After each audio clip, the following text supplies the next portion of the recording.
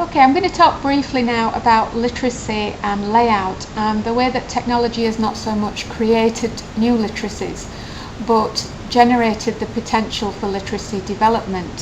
So the technology gives us the spaces in which we can do things differently than we did them before. And if we use written text as an example, that's become much more under our control. So, for example, of course we can embolden text, we can italicize it, we can change the font, and all of those things carry meaning. And even more than that, if we think about how we structure ideas, then what's happened is that increasingly we might bullet point what we say.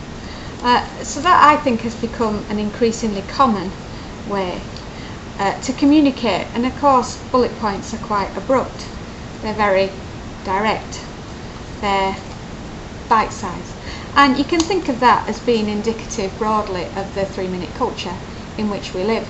So all of that, I think, means that the techniques that you use to communicate impact on the way in which your user, your hearer, can assimilate ideas and present and absorb the knowledge that you're trying to convey to them.